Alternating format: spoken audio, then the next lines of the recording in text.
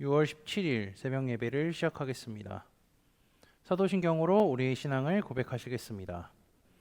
나는 전능하신 아버지 하나님 천지의 창조주를 믿습니다. 나는 그의 유일하신 아들 우리 주 예수 그리스도를 믿습니다. 그는 성령으로 잉태되어 동정녀 마리아에게서 나시고 본디오 빌라드에게 고난을 받아 십자가에 못 박혀 죽으시고 장사된 지 사흘 만에 죽은 자 가운데서 다시 살아나셨으며 하늘에 오르시어 전능하신 아버지 하나님 우편에 앉아 계시다가 거기로부터 살아있는 자와 죽은 자를 심판하러 오십니다. 나는 성령을 믿으며 거룩한 공교회와 성도의 교제와 죄를 용서받는 것과 몸의 부활과 영생을 믿습니다. 아멘. 다 함께 찬송가 302장 찬양하시겠습니다. 내 주 하나님 넓고 큰 은혜는 저 큰 바다보다 깊다. 너도 닭줄을 길러 깊은 대로 저 한가운데 가보라. 언덕을 따라서 창가에 배 띄워 내 주 예수 은혜의 바다로 내 맘껏 져가라. 왜 너 인생은 언제나 거기서 저 큰 바다 물결 보고 그 밑 모르는 깊은 바닷속을 한번 헤아려 한번아. 언덕을 따라서 창가에 배 띄워 내 주 예수 은혜의 바다로 내 맘껏 져가라. 많은 사람이 얕은 물가에서 저 큰 바다 가려다가 찰싹거리는 작은 파도 보고 마음 약하여 못 가네.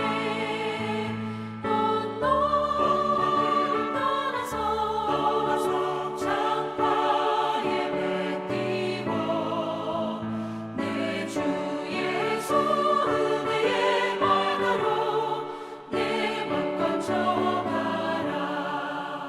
자 곧 가거라 이제 곧 가거라 저 큰 은혜 바다 향해. 자 곧 내 너를 저 깊은 데로 가라 망망한 바다로. 언덕을 따라서 창가에 배 띄워 내 주 예수 은혜의 바다로 내 맘껏 져가라. 오늘 우리에게 주시는 하나님의 말씀은 사도행전 21장 17절에서 36절까지입니다. 그중 27절에서 36절까지 제가 봉독하도록 하겠습니다.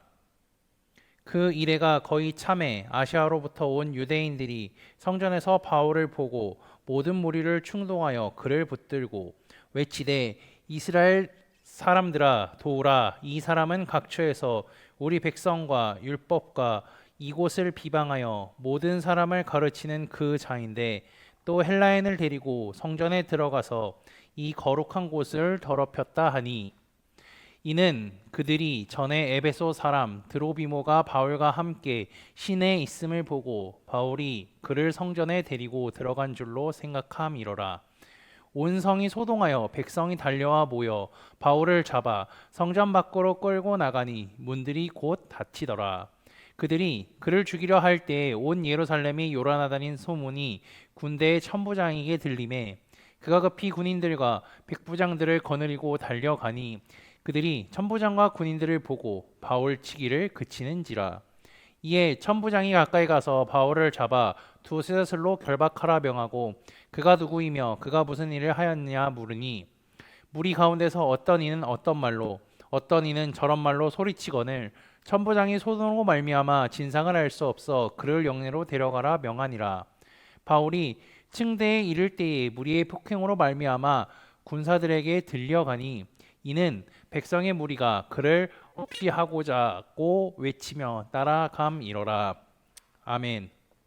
본문 17절에서 26절은요, 바울의 5번째 예루살렘 방문에 대한 내용입니다.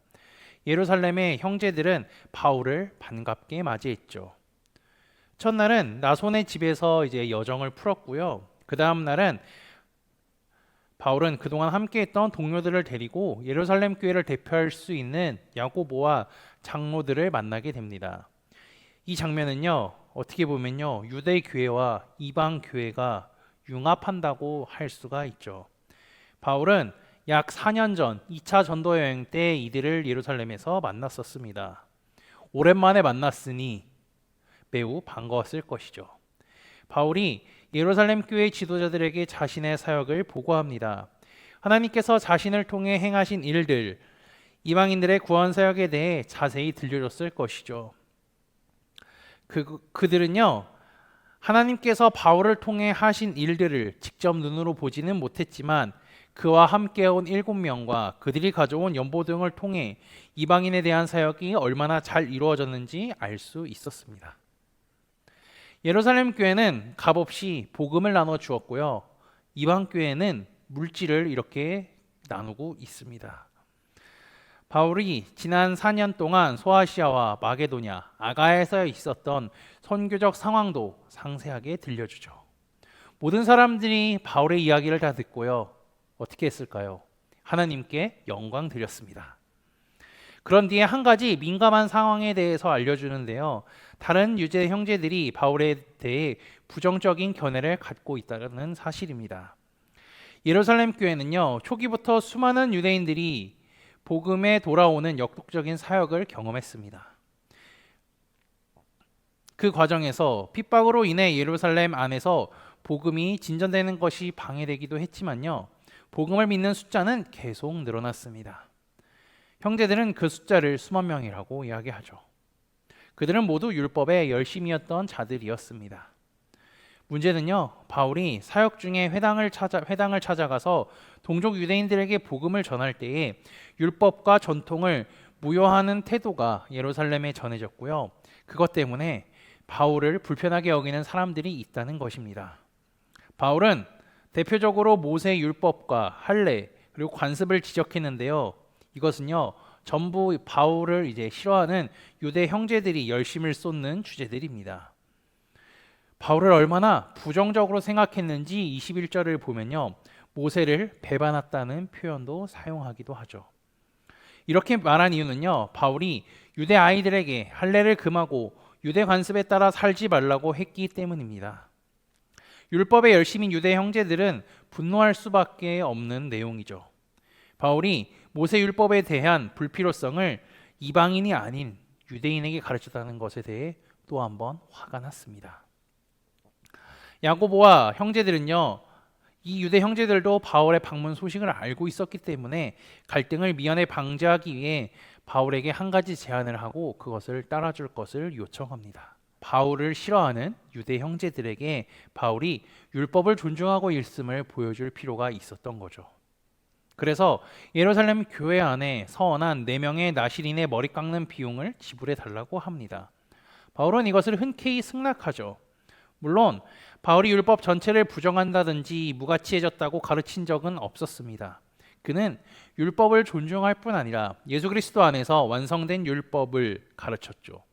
하지만 오해와 갈등 상황 속에서 바울이 최우선으로 고민했던 것은요, 예루살렘 교회의 덕이었습니다.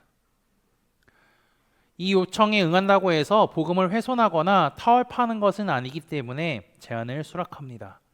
이것은 바울이 여태까지 보여줬던 상황에 따른 복음의 유연성 중에 하나죠. 그래서 바울은 다른 서신서에 이렇게 표현합니다. 복음을 위하여 모든 것을 다 행할 수 있었다. 이렇게 말이죠.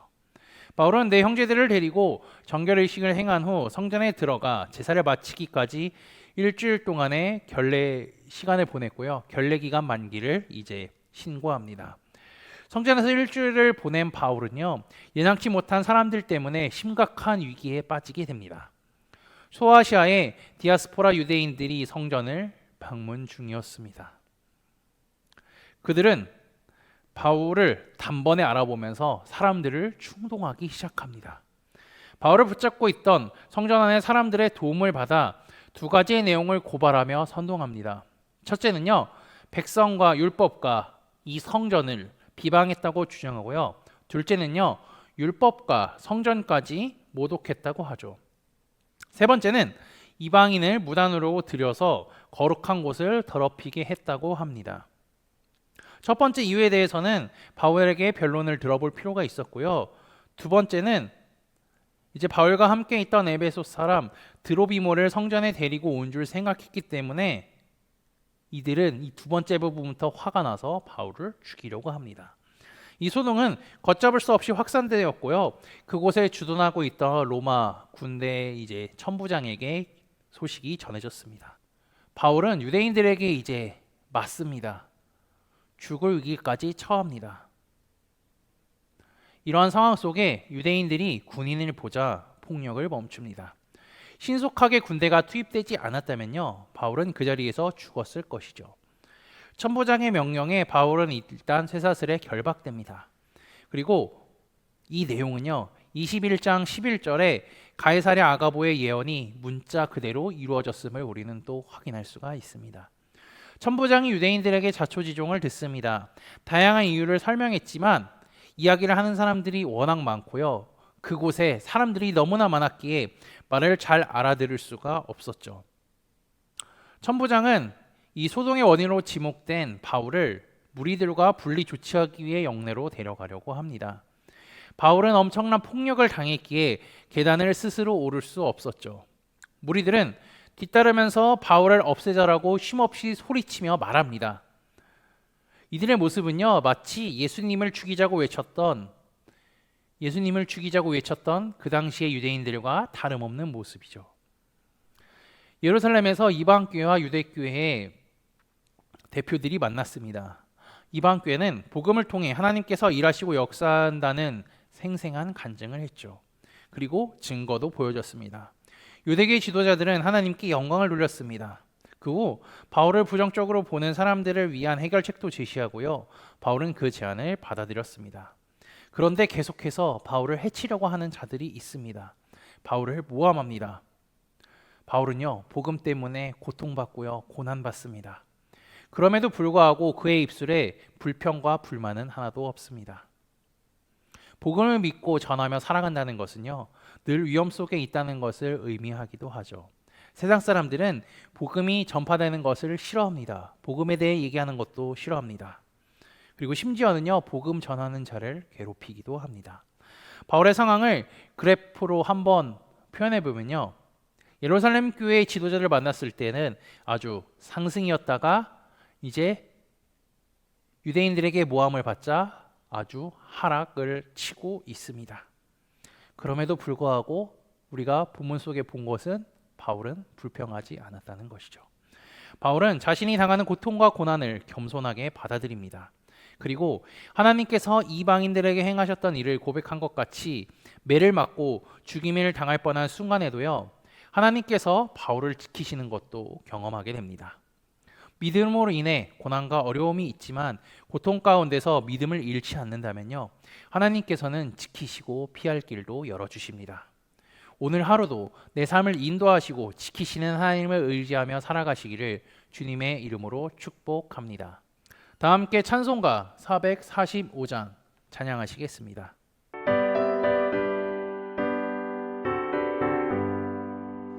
세상을 넘어 언덕에 가도 빛 가운데로 걸어가며 주께서 항상 지키시기로 약속한 말씀 변치 않네.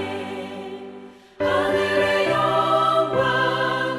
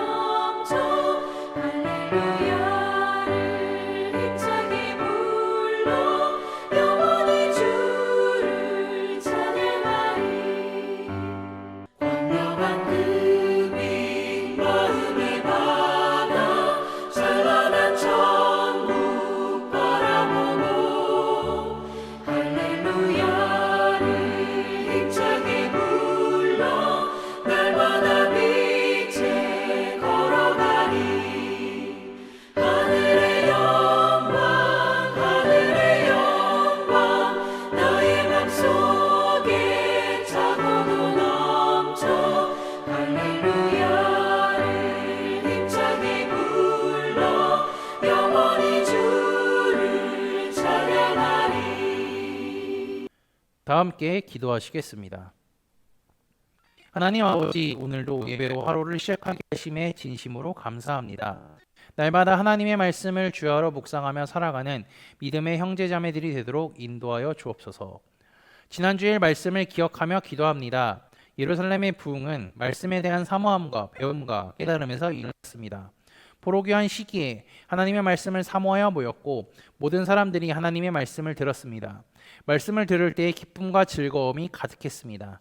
이들은 하나님의 말씀을 사모하며 배울 때에 깨달음을 주셨던 것처럼 우리도 말씀을 듣고 배울 때에 깨달아 달콤의 말씀의 은혜를 누리며 살아가게 인도하여 주옵소서. 바울이 이방 교회 대표들을 데리고 예루살렘 교회 대표들과 만났습니다. 복음으로 인해 막힌 담이 무너졌습니다. 하나님께서 이방인들에게 행하신 것들로 인해 영광을 돌렸습니다. 복음으로 유대인과 이방인이 하나가 되었습니다. 복음의 능력을 경험한 자들이 하나님을 경배했듯이 우리도 하나님을 경배하며 살아가게 인도하여 주옵소서. 우리의 찬양과 경배의 이유가 되시는 우리 주 예수 그리스도의 이름으로 기도합니다. 아멘. 이 시간 합심으로 기도할 제목들을 나눕니다. 먼저 성부, 성자, 성령 삼위 하나님을 묵상하며 경배하며 삶을 살도록 기도하시고요. 두 번째는 회개와 경건한 삶을 살도록 기도하시기 바랍니다. 그리고 지난주에 들었던 말씀을 기억하며 기도하시고 교회를 이끌어 가시는 담임 목사님과 사역자들을 위해 기도해 주시기 바랍니다. 내일 진행되는 사사기 성경 공부와 목요일에 진행되는 여호수아 목회자 세미나를 위해 소그룹 원들을 위해 각자 가지고 계신 기도의 제목들을 놓고 기도하시기를 바라며 오늘도 주 안에서 승리하십시오.